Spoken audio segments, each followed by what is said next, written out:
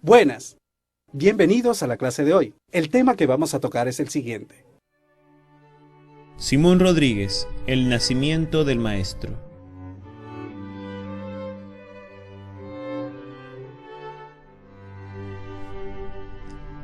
Simón Rodríguez viene al mundo en Caracas el 28 de octubre de 1771. Nace expósito, lo que significaba, para la época, rechazo y ausencia de todo tipo de privilegios sociales.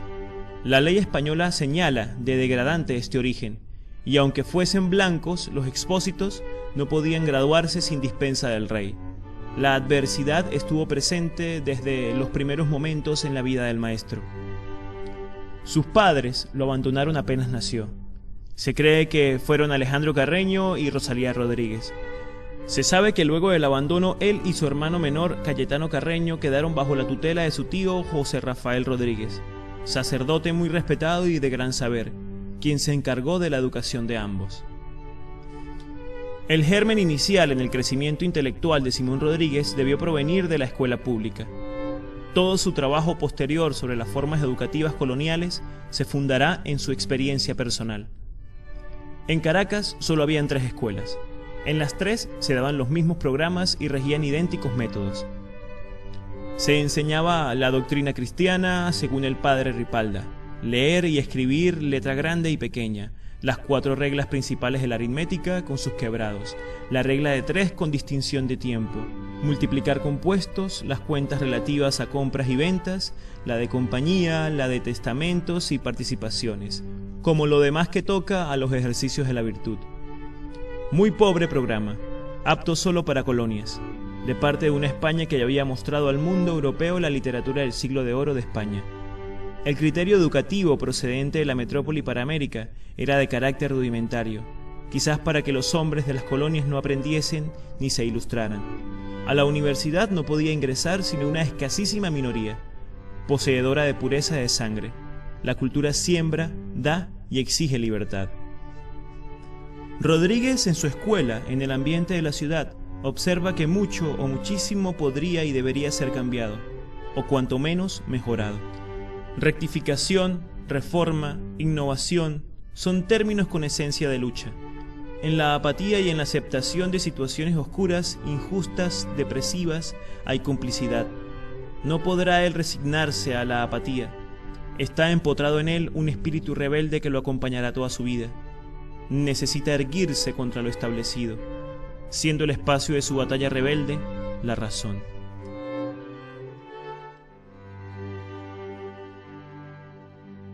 El 19 de mayo de 1794 presenta ante el ayuntamiento un documento destinado a exigir cambios estructurales, titulado Reflexiones sobre los defectos que vician la Escuela de Primeras Letras de Caracas y medio de lograr su reforma por un nuevo establecimiento. Este consta de 20 páginas y se divide en 2 partes: la de crítica en 6 reparos y la constructiva, proyecto de reforma, en 3 capítulos. Es el primer trabajo escrito del nuevo pensador venezolano.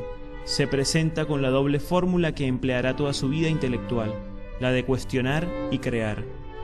Trata duramente a los falsos maestros, se habla del grave error que se comete al separar la educación dependiendo de la labor a la que más se inclina el alumno según el criterio excluyente colonial.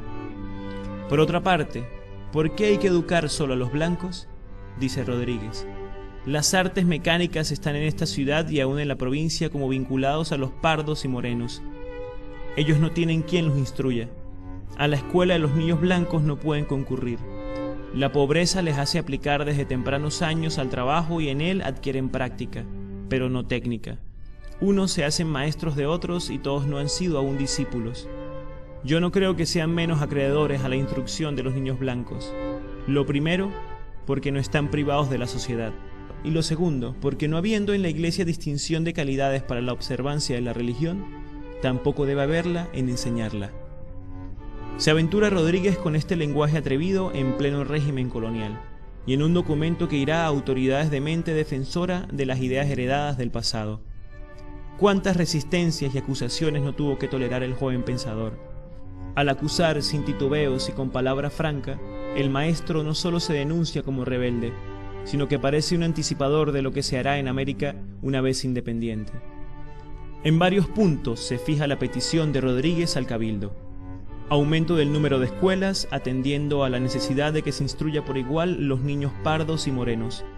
¿Cuánto escándalo produjo esto en los mantuanos? Empleo de maestros auténticos, profesionalismo, con absoluta prohibición a otras personas de mezclarse en las escuelas, la provisión de materiales y muebles adecuados. Rodríguez hizo fabricar muebles que los pagó con sus ahorros y que luego los adquirió la capitanía. Creación de premios en lugar de castigos, labor diaria de 6 horas y adecuada remuneración a los maestros. En suma, aspira a que se tome la educación primaria con la máxima seriedad. Esta es la gran innovación. Nadie en América había pensado en eso todavía, y será necesario la independencia para que se plasme este gran principio extraído de Rousseau. La educación primaria es la más importante. Todo cuanto nos hace falta al nacer y cuanto necesitamos siendo adultos, eso lo debemos a la educación. Hasta ahora, Rodríguez es rousseauiano. Después, por obra de vuelo propio, se librará de él. Y ahora la ronda de preguntas. ¿Cuáles fueron las condiciones sociales en las que nació Simón Rodríguez?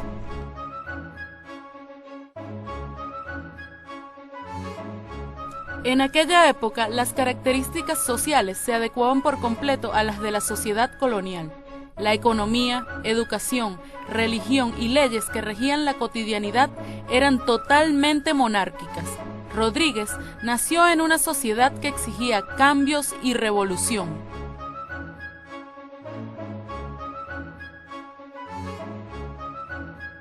¿Cuáles fueron las características en el sistema educativo con la que se encontró Rodríguez?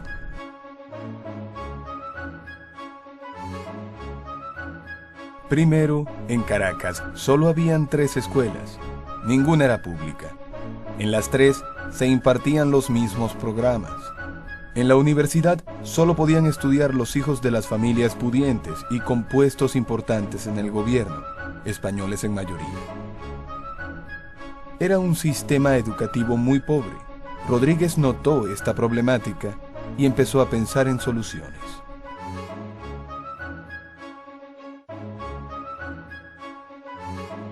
¿Cuál era el contenido de la primera propuesta educativa de Rodríguez?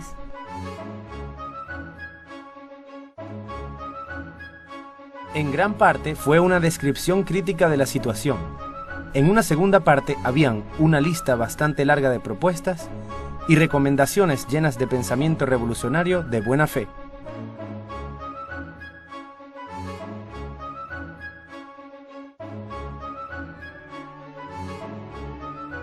Cinco meses se demora el Cabildo en estudiar las 20 páginas de las reflexiones del maestro Rodríguez.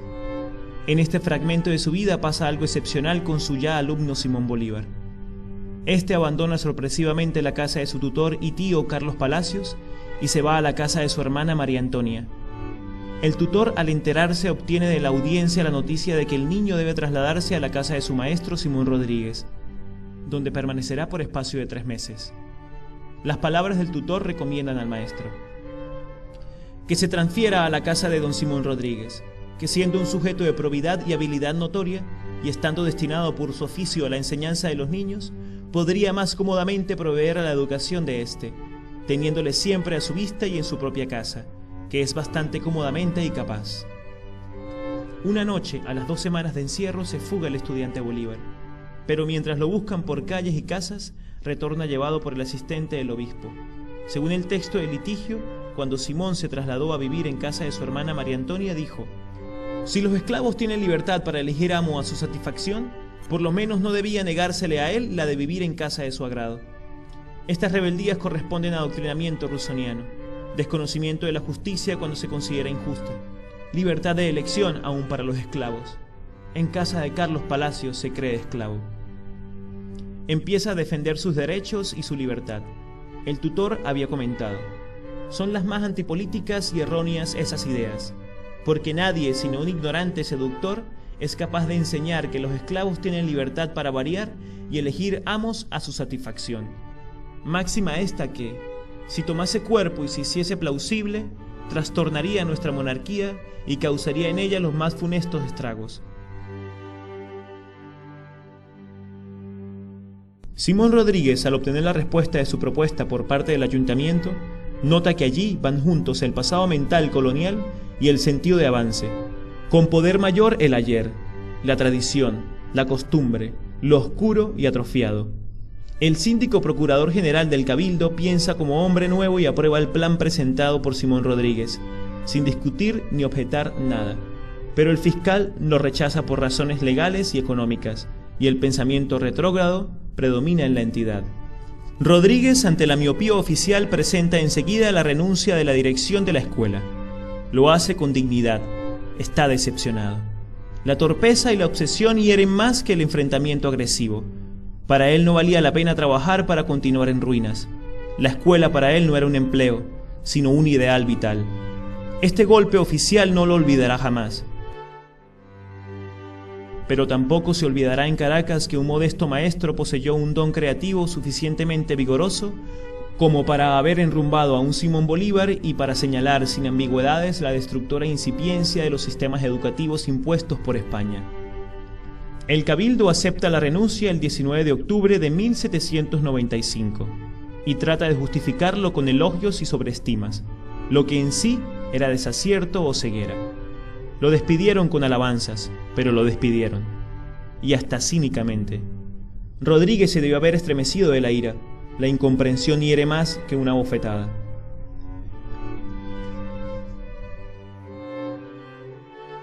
Reaccionó el espíritu de Rodríguez vehementemente contra una sociedad que, a pesar de haberlo aceptado como maestro, no le respaldó en el Cabildo. Esto generó en lo más íntimo del maestro un resentimiento que se volvió lo suficientemente fuerte como para tomar la decisión de conspirar, y en caso de no triunfar la revuelta, no volver jamás a Venezuela. Y ahora la ronda de preguntas. ¿Cuál fue la respuesta del Cabildo ante el contenido de la propuesta de reforma del sistema educativo colonial hecha por Simón Rodríguez?